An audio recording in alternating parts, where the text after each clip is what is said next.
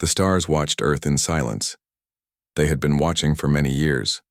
Among those stars were ships from the Confederation, a group of alien worlds that ruled most of the galaxy. The aliens thought humans were simple creatures who knew nothing about life beyond their small blue planet. They were wrong. 2 miles beneath the ice of Antarctica, Commander James Walker walked through a long steel tunnel. The lights above him flickered as he moved quickly, his boots making sharp sounds against the metal floor. He was late for an important meeting. "Commander on deck," shouted Lieutenant Tom Davis as Walker entered the control room. 20 officers jumped to their feet, standing straight and tall. "At ease," Walker said, moving to the large round table in the center of the room. "What's the status of our visitors?" Major Annabelle touched a screen on the wall. A large image appeared showing 3 strange-shaped ships moving toward Earth. "The Confederation delegation will reach orbit in 6 hours, Commander," she said. "Their message remains the same. They come in peace to welcome humanity to the galactic community." Walker made a sound that was almost a laugh. "And we're supposed to believe that?" "Intelligence suggests they expect no resistance," said Davis, pulling up more images. "Their scans of Earth show only our public space stations and commercial satellites. They've missed everything important." Walker nodded, his face serious. "Good. Let's keep it that way." He turned to the others around the table. "The President will meet their delegation as planned. Our orders are to remain hidden unless attacked." The meeting continued with reports about the Confederation ships, their weapons, and what Earth knew about the aliens.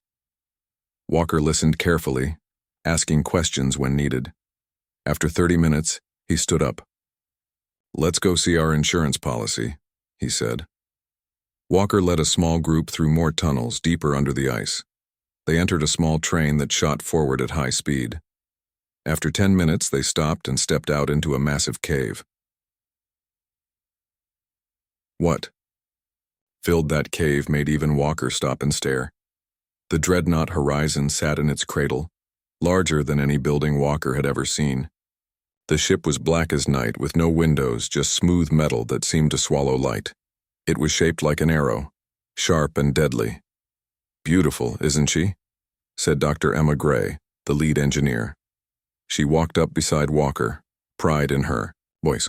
"All systems are green. She could launch in 2 hours if needed." Walker nodded. "And the others?"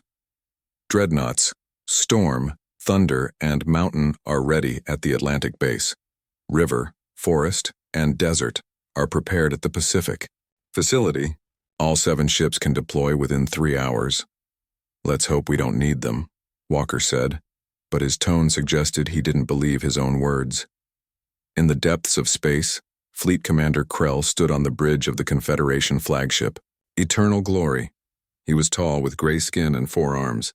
His species, the Vordan, led the Confederation with superior technology and military might.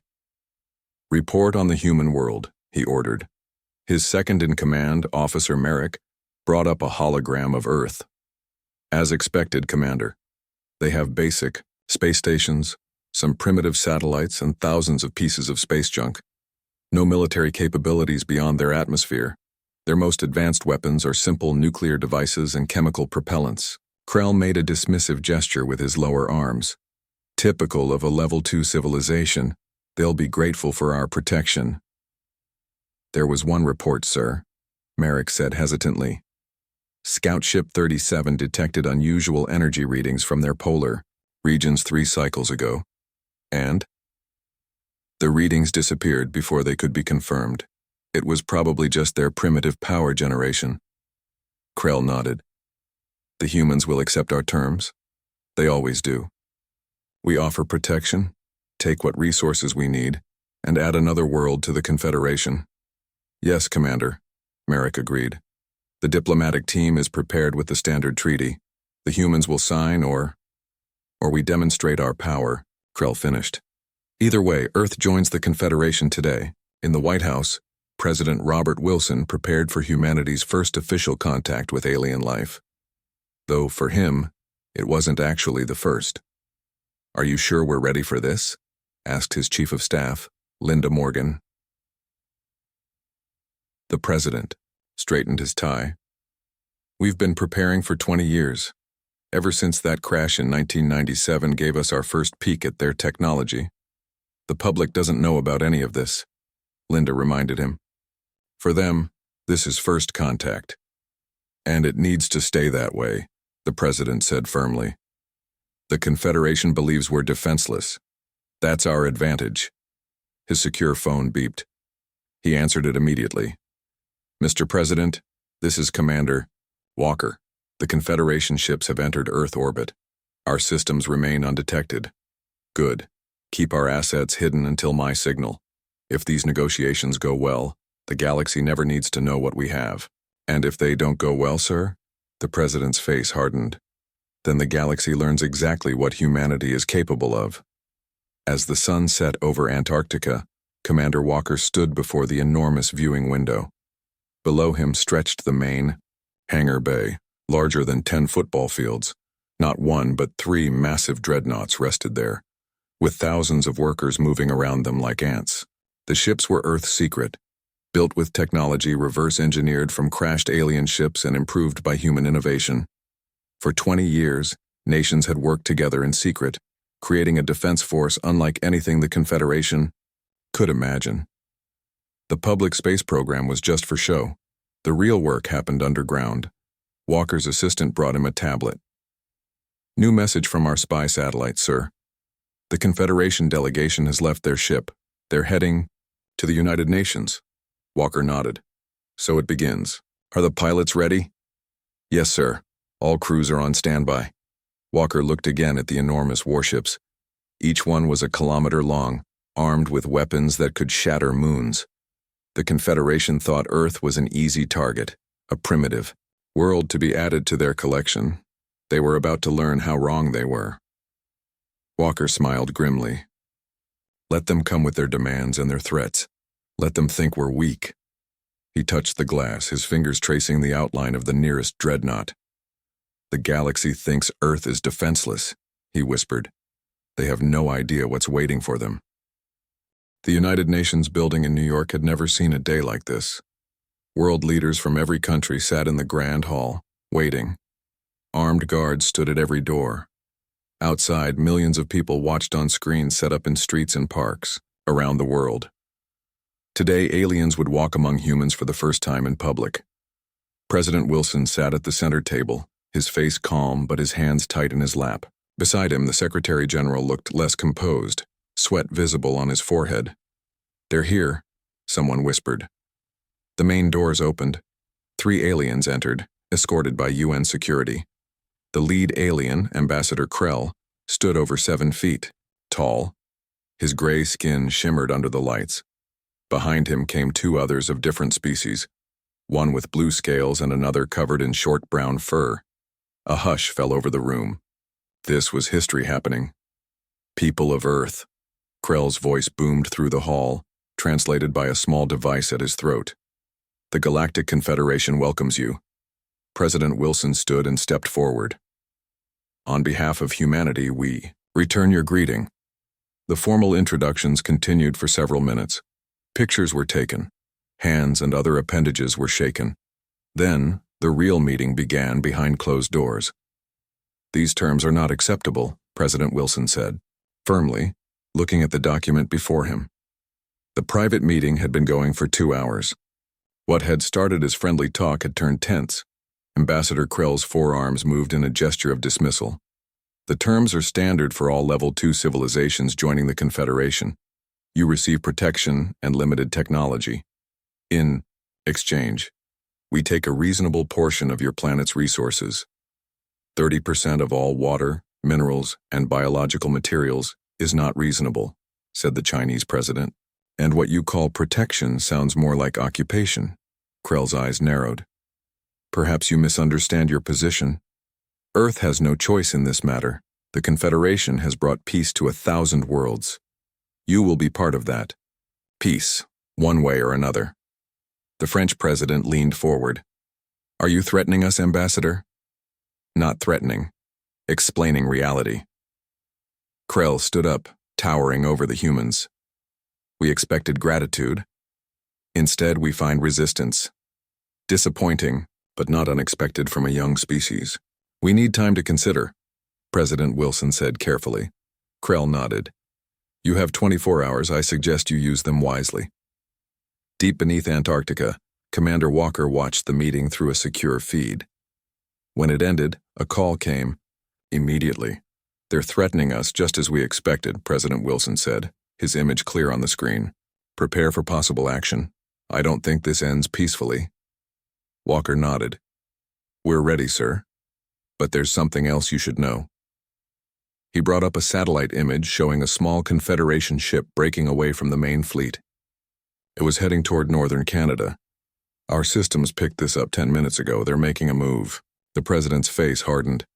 "They're testing us, or setting up for a demonstration of force." "The Canadian base is closest," Walker said.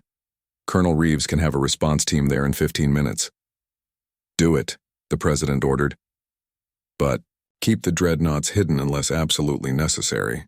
Let's see what they're up to first." Colonel Peter Reeves led his team through the pine forest, moving quietly despite the snow. Ahead, in a small clearing, sat a Confederation scout ship. Soldiers with strange weapons were setting up equipment around it. "I count 12, whispered Lieutenant Grant, looking through binoculars. "Setting up what looks like mining equipment." Reeves narrowed his eyes. "They're not waiting for permission. They're taking what they want." He raised his radio. "Command, this is Reaper Team. Confederation forces are establishing what appears to be a mining operation. Request instructions." Commander Walker's voice came back immediately. "Observe only. Do not engage unless they move toward the base." Just then, one of the alien soldiers pointed toward the nearby hills, directly at the hidden human military facility that housed one of Earth's smaller defense ships. "They know about the base," Reeves reported urgently. "They're moving toward it now." There was a pause. Then Walker's voice, tense but controlled. "Understood. You are authorized to defend the facility. The President has been notified." Reeves looked at his team, 20 of Earth's best soldiers, armed with weapons reverse-engineered from alien technology. "We go in fast and hard. Remember your training." In New York, the emergency meeting of world leaders was interrupted when an aide rushed in and whispered to President Wilson. The President stood up. "Ambassador Krell, one of your ships has landed in Canada and is attempting to seize a military installation. Explain yourself." Krell looked surprised, then smiled slowly. "A standard resource survey. Nothing to concern yourself with." "Remove your forces immediately," the President demanded. "Or what?" Krell asked, his voice mocking. "Your primitive weapons cannot harm Confederation technology. This resistance is pointless." The President touched a small device in his pocket. "We'll see about that." Colonel Reeves watched in horror as alien weapons cut down 3 of his soldiers. Their advanced armor, designed to stop Confederation weapons, had failed against whatever new technology the aliens were using. "Fall back," he ordered. "Defensive positions." The aliens advanced confidently, firing those strange weapons that left black burns wherever they hit. Reeves's radio crackled. "Colonel, this is Commander Walker. Help is coming. Hold position." "Sir, we're outgunned. They have—" A massive shadow passed overhead, blocking the sun. Reeves looked up and felt his breath catch. Descending from the clouds came a ship unlike anything the public had ever seen. The Thunderchild, smallest of Earth's dreadnoughts but still larger than any human aircraft. Its black hull absorbed the sunlight as it positioned itself directly over the alien scout ship. The Confederation soldiers stopped firing, staring upward in obvious shock. A voice boomed from the dreadnought, speaking in the Confederation language. Then in English.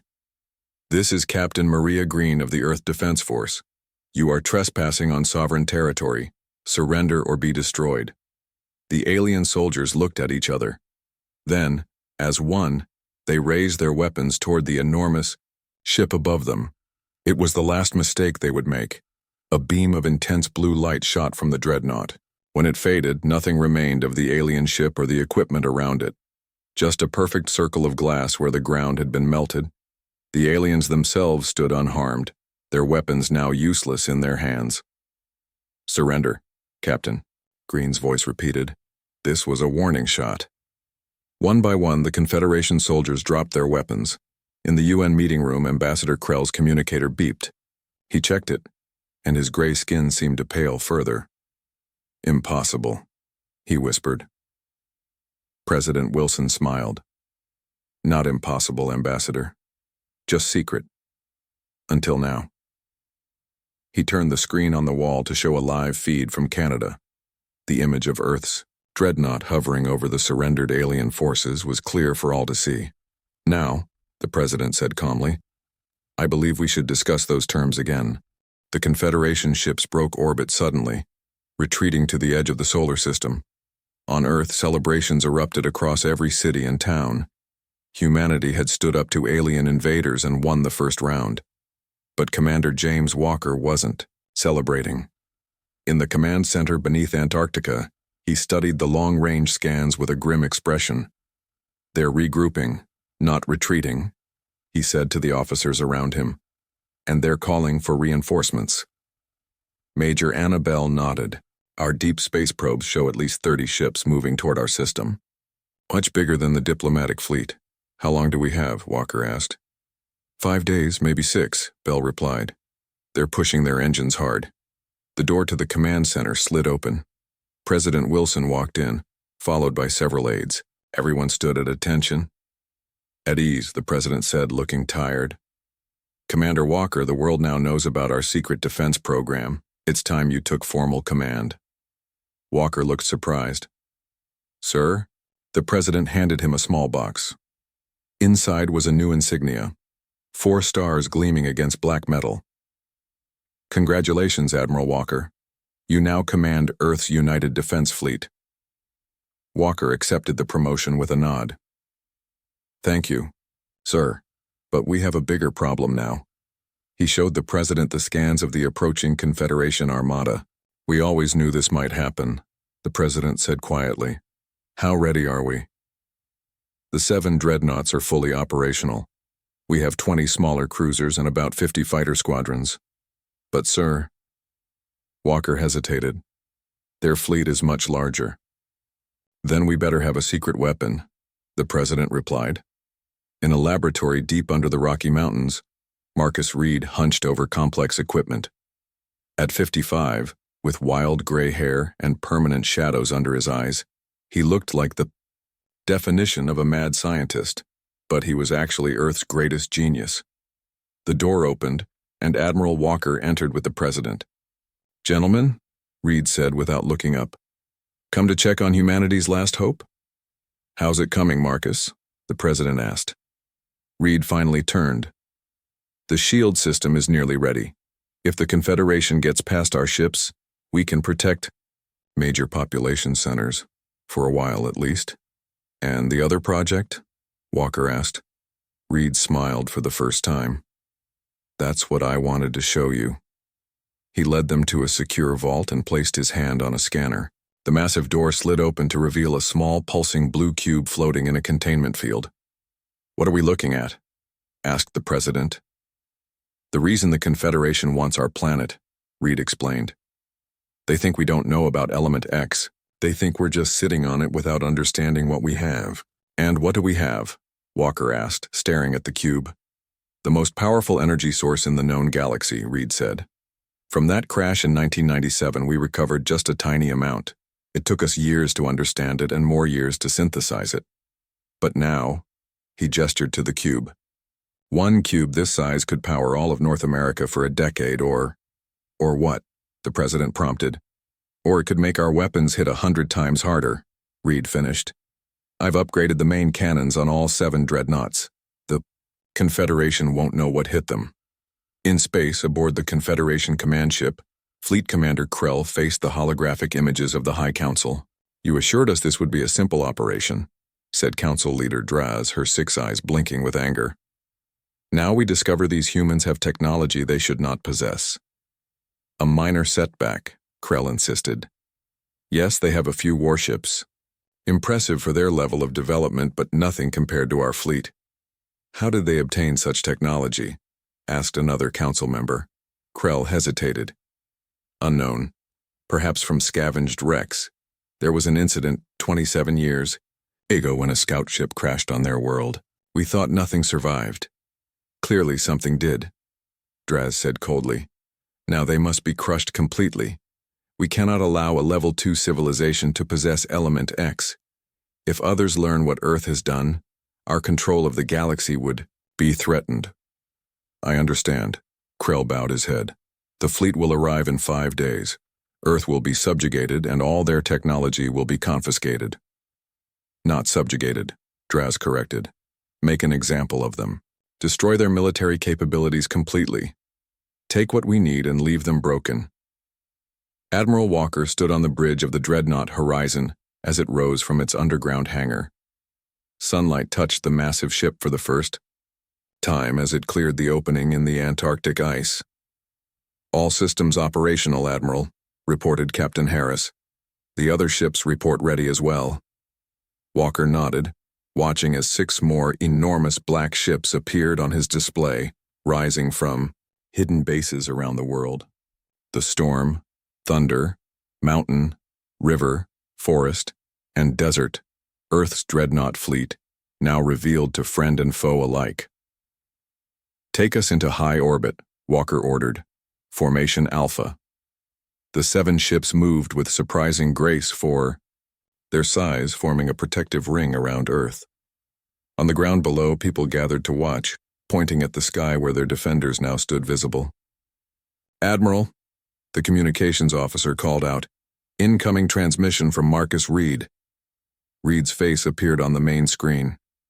The upgrades are complete, Admiral. All ships now have Element X enhanced weapons, and there's more good news. The planetary shield system is online ahead of schedule. Good work, Marcus. There's something else you should know, Reed continued, his expression serious. I've been analyzing the Confederation technology. They rely heavily on quantum field harmonics for their defensive systems.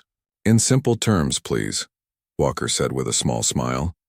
Their shields can be disrupted if we hit them with precisely the right frequency. It's like finding the exact musical note that breaks a glass. I've programmed the targeting computers accordingly. Walker felt hope rising. Maybe they had a real chance after all. All ships, this is Admiral Walker, he broadcast to the fleet. In 5 days, we face the greatest threat humanity has ever encountered. The Confederation believes they are coming to punish an upstart world. Instead, they will find a united planet ready to defend itself. He looked at the crew around him, men and women who had trained for years in secret for this very moment. We are outnumbered, he continued, but we have advantages they don't expect. We have Marcus Reed's innovations. We have ships they don't know about, and most importantly, we have everything to fight for. This is our home. The 7 dreadnoughts settled into their orbital positions, black against the stars, waiting. On the main view screen, long-range sensors showed the approaching Confederation armada, a swarm of ships moving inexorably toward Earth. The gathering storm was almost upon them. The Confederation armada appeared at the edge of the solar system like a storm of metal. Over 50 warships jumped out of hyperspace, their engines glowing against the darkness. At the center flew the massive command ship, Eternal Glory, 3 times larger than Earth's biggest dreadnought. On the bridge of the horizon, Admiral Walker watched the enemy fleet approach. They're spreading out, reported Major Bell. Moving into attack formation. Walker studied the tactical display. The Confederation ships were arranging themselves in a wide arc, planning to surround Earth from all sides. They expect us to stay in defensive positions around the planet, Walker said. So let's do something unexpected. He turned to his communications officer. Send orders to all ships. Execute Battle Plan Theta. Across Earth's fleet, captains received their orders. To the surprise of the watching Confederation, the 7 dreadnoughts and their escort ships didn't hold position. Instead, they accelerated outward, moving to meet the enemy before they could reach Earth. On the Eternal Glory, Fleet Commander Krell watched with interest. They're coming to us, he said, brave but foolish. Sir, his tactical officer reported, human ships are splitting into 3 groups. They're not maintaining a unified formation. Krell studied the movement. They have no experience in space warfare. Their tactics are amateur. He turned to his command staff. Target the isolated group to the left first. Destroy their lead ship. Let's show them the price of defiance. 20 Confederation warships broke formation, moving to intercept the smallest group of Earth vessels, 2 dreadnoughts and 5 cruisers. They've taken the bait, Walker said as he watched the enemy ships change course. Exactly as we hoped. The horizon led the main group of 3 dreadnoughts straight toward the center of the Confederation line. To each side, smaller groups of Earth ships drew away portions of the enemy fleet. All ships, initiate Phase 2, Walker ordered. Just as the first Confederation ships came within firing range of the leftmost Earth group, something unexpected happened. The Earth ships vanished from their sensors. "What's happening?" Krell demanded, looking at the suddenly empty tactical display. "Where are they?" "Unknown, Commander," replied his sensor officer. "They were there and then... nothing. It's like they disappeared." "Impossible. Find them." Before they could react, the missing Earth ships reappeared, but now they were behind the Confederation attack group. "Reed's cloaking technology works," Walker said with satisfaction as reports came in. "Now, while they're confused, all ships, open fire." The dreadnoughts Thunder and Mountain fired their main weapons for the first time in actual combat. Beams of brilliant blue energy, enhanced by Element X, lanced out toward the enemy ships. The first shots caught the Confederation vessels with their rear shields lowered. 3 enemy warships erupted into expanding clouds of debris. The battle quickly spread across the solar system.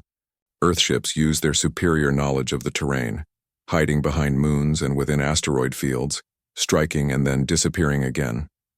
On the horizon, Walker coordinated the attacks. Group 2 moved to Saturn's rings. Group 3 take position behind Mars. The Confederation forces had numbers on their side, but they were fighting in unfamiliar territory against an enemy using tactics they had never seen before. Still, their technological advantage began to tell.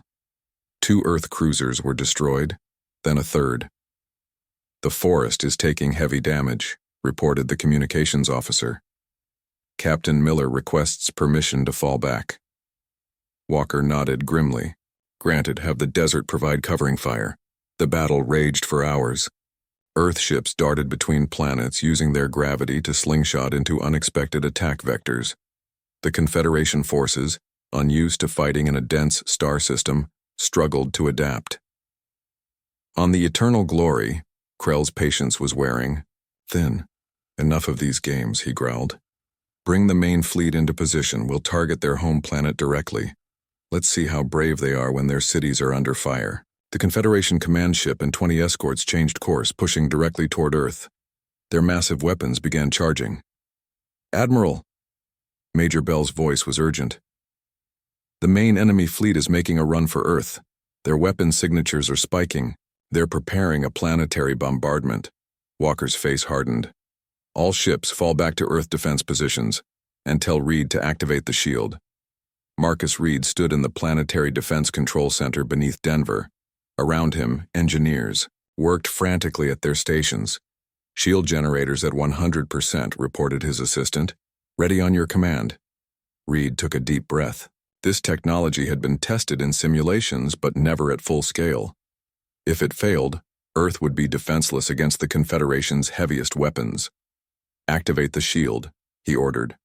Across the planet, hidden generators powered up. A faint blue shimmer began to spread from each location, growing until they connected. Soon the entire Earth was covered by a transparent dome of energy, barely visible except where the sun's light caught it at certain angles.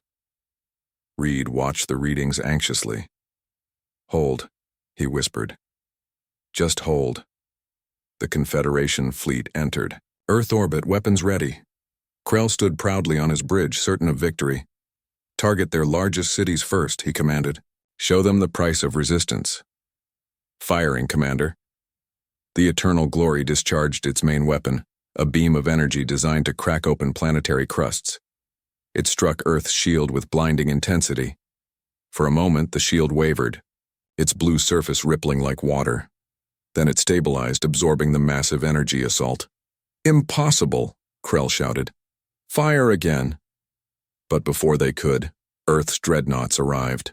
All 7 massive ships emerged from behind Earth's moon, weapons charged with Element X energy. This is Admiral Walker to all Earth forces. Walker's voice was calm but determined. Target the enemy flagship. Fire at will. 7 blue beams converged on the Eternal Glory. Its shields, the most powerful in the Confederation fleet, held for 3 seconds before collapsing completely. The massive ship broke apart, secondary explosions rippling along its length. Krell barely made it to an escape pod before his mighty flagship was reduced to floating debris. The remaining Confederation ships, seeing their command vessel destroyed, began to retreat. Earth fighters pursued, disabling engines and weapons systems. Hours later, Walker stood on the bridge of the horizon, surveying the aftermath. The space around Earth was littered with debris from both fleets. 3 of Earth's dreadnoughts were badly damaged. Dozens of smaller ships had been lost, but Earth remained intact. And for the first time in its history, the Confederation Armada had been defeated. Incoming transmission from the President, the communications officer announced. The President's tired but smiling face appeared on screen. Admiral, the world owes you and your crews a debt we can never repay. Walker shook his head. It's not over, sir. The Confederation will send more ships. Perhaps, the President agreed. But today, we've shown the galaxy that humanity will not be conquered easily. And I suspect we may find we have allies we didn't know about. As if to confirm his words, new signals appeared on the long-range sensors. Ships were arriving, but not Confederation designs. These were different. Sir, Major Bell reported with surprise. We're receiving transmissions from the new arrivals. They claim to be representatives of worlds that want to break free from Confederation control. They're asking to speak with the leaders of Earth. Walker looked out at the stars where new possibilities were suddenly opening. It seems, he said quietly, the galaxy is changing. 1 month after the Battle of Sol, Admiral Walker stood in the rebuilt United Nations chamber. The room had changed.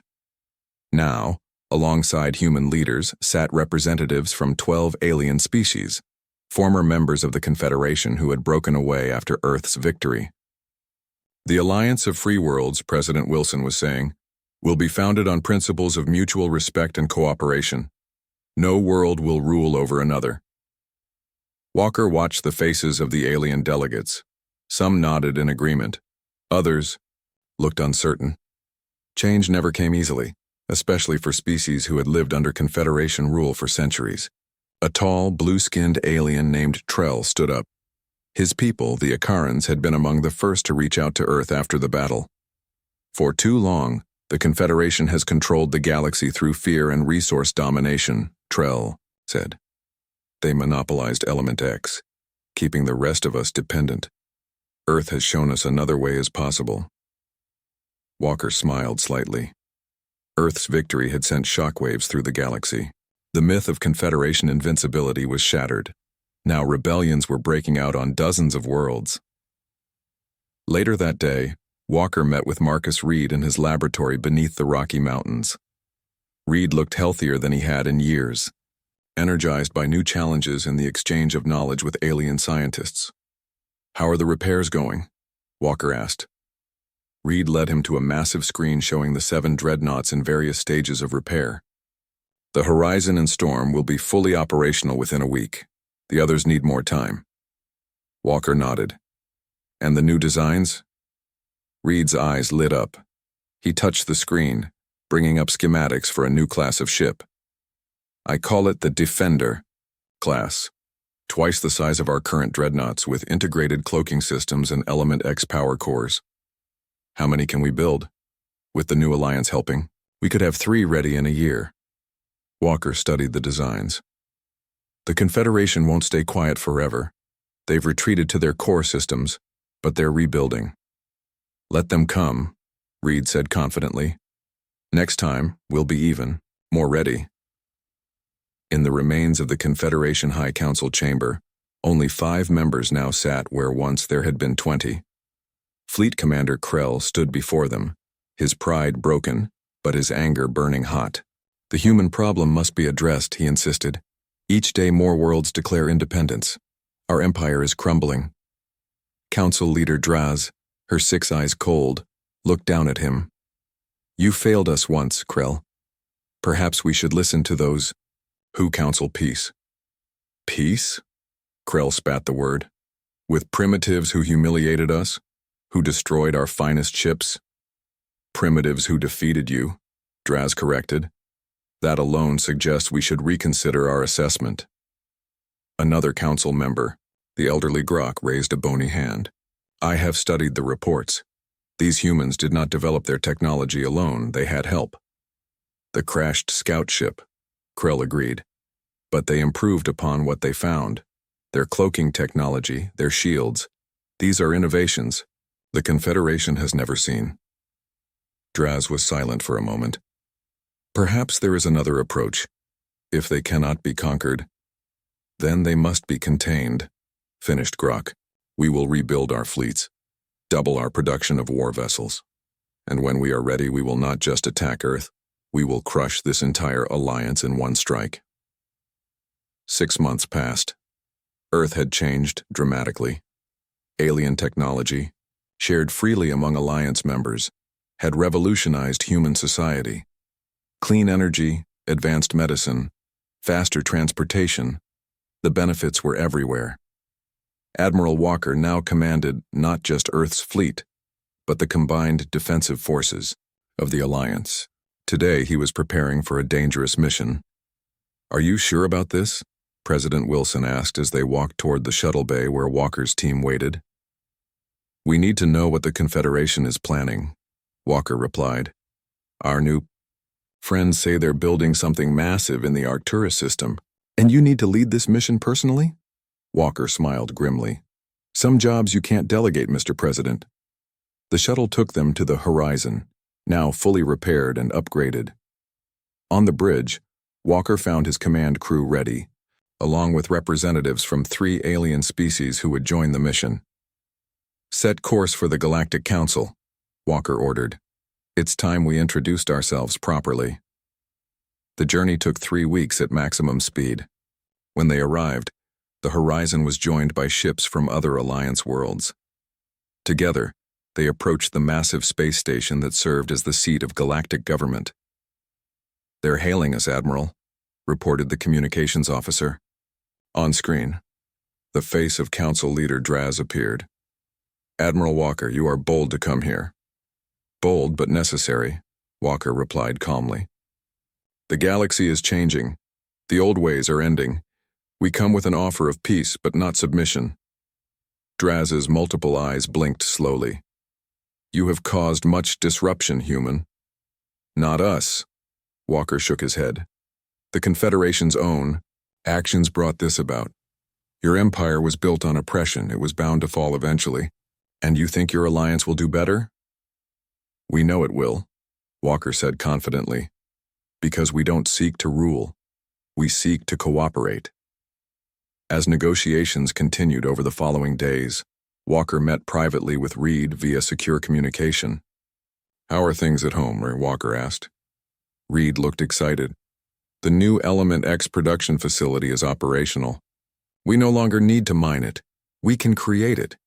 And I've made progress on the planetary defense grid. Soon every Alliance world will have the same shield protection as Earth. Good, Walker said. Because I don't trust this peace to last. Neither do I, Reed agreed. But for the first time I believe we might actually win a full-scale war. The technology sharing has accelerated everything. Ideas from a dozen worlds combined. Walker nodded. Keep building, keep innovating. The Confederation respects only strength. 1 year after the Battle of Sol, representatives from over 50 worlds gathered on Earth to formalize the Alliance Charter. The ceremony took place in the open air, beneath the stars that were no longer unreachable. Admiral Walker stood alongside President Wilson as the documents were signed. Beside them stood Marcus Reed, now head of the Alliance Science Division. Did you ever imagine this? Wilson asked quietly as they watched. Walker looked up at the night sky where the lights of alien ships twinkled among the stars. Not like this, I thought we'd be fighting for survival. Instead, we're building something new. They thought Earth was defenseless, Reed said with a smile. They never expected us to change the galaxy. As the ceremony concluded, news arrived from the edge of Alliance space. Confederation ships were massing. The peace had been short-lived, as expected. But this time, Earth wasn't alone. This time, humanity stood with allies united against oppression. Walker looked toward the horizon where the first light of dawn was breaking. Whatever came next, one thing was certain. The galaxy would never underestimate humans again. And somewhere in the vast darkness of space, Earth's dreadnoughts waited, ready to defend not just one world now, but a vision of freedom that had spread across the stars.